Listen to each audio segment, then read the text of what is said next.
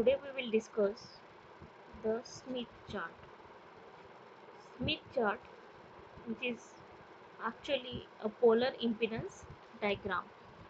What happens is, as we have learned the transmission line, we know that the transmission line has its own parameters like VSWR, its own admittance, characteristic impedance, and the reflection coefficient. So these are the different parameters which are needed to be properly calculated in order to have the maximum power transfer.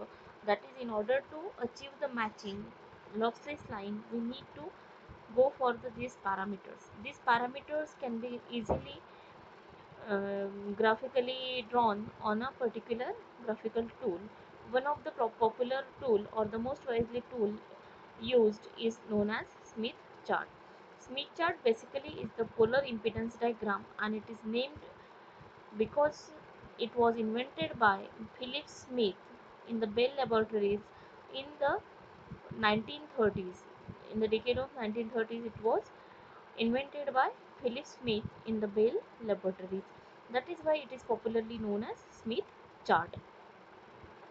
The Smith chart actually of the two sets of the circles and the arc of circles. Here you can check that it has the circles and the arc of circles on the both side of the this straight line. As you can see on the Smith chart that there is only one straight line on the Smith chart. This only one straight line, it belongs to the purely resistive impedance. When the load attached is purely resistive, in that case the normalized resistance will be on this particular line, that is the straight line, only straight line on the Smith chart. The upper part is having certain arc of circles and the lower part is also having certain arc of circle. If we talk in terms of the Cartesian coordinate system, in that case we can call it as a x-axis, and then the positive part and the negative part of the x-axis. So these angles can be measured as a positive part in a counterclockwise direction and the clockwise direction, that is the negative part.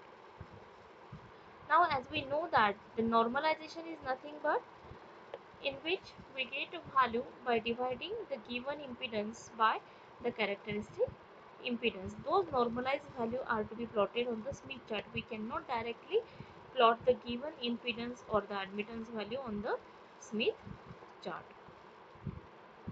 The types of the Smith chart. There are actually two types of the Smith chart. One is known as the impedance Smith chart and another is known as the admittance Smith chart. Impedance Smith chart in short is called as Z Smith chart, and the admittance Smith chart in short is known as the Y Smith chart. When we superimpose these two Z and Y Smith chart on each other, that particular Smith chart is known as the complete Smith chart. For now we will use the Z Smith chart and we can easily calculate the Y values if the Z values are calculated using Smith chart. That is, impedance is calculated. In that case the inverse can be easily taken with the 180-degree inverse, and we can calculate the admittance value on the same Smith chart.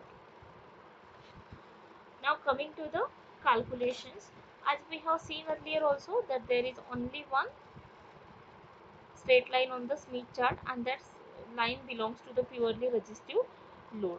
So whenever the imaginary part of the impedance, if we consider that the load attached, that is ZL, and Z0 is the characteristic impedance, then this ZL divided by ZO is equals to your normalized impedance Z. Same way we can calculate the normalized resistance and the normalized reactance. The reactance part is always imaginary. It will be denoted as plus minus Jx, and the purely resistive part is a real part, that is R. So if we consider that Z is the normalized impedance, then if the imaginary part is 0, then it will be purely resistive and will lie on this straight line.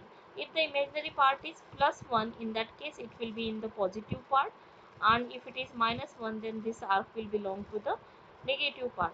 Generally whenever we speak of the positives and the negatives in terms of the Smith chart, in that case this positive arc denotes the inductive reactance, and the negative arc denotes the capacitive reactance.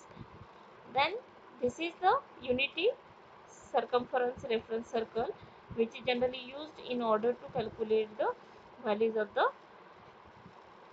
reflection coefficient whenever we don't have the reflection coefficient is equals to 0, whenever there is a mismatch and the reflection in the transmission line. If we consider that there is a short circuit, in that case normalized impedance will be 0 and it is over here in this particular point. If it is the open circuit, that is normalized impedance is infinity and it is denoted on the rightmost point on the impedance diagram, that is Smith chart.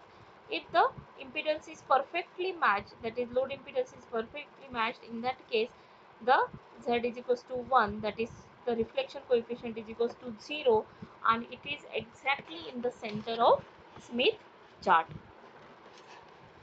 Again we can speak in terms of the reflection coefficient.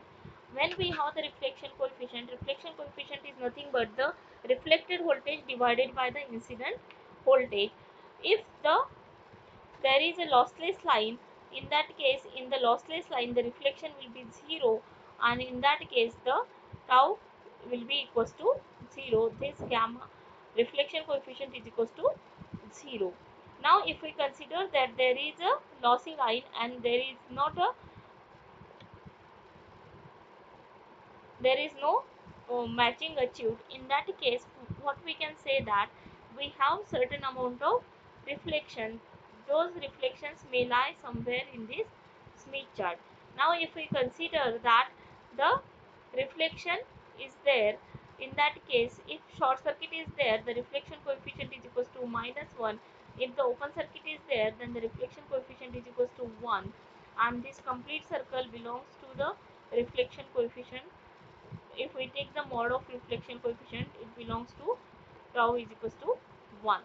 Now the imaginary part lies on this circle, that is j and minus j, always positives on the upper side and the negatives on the lower side. So real part will be seen on this straight line and the positive imaginary part will be seen on this particular circle.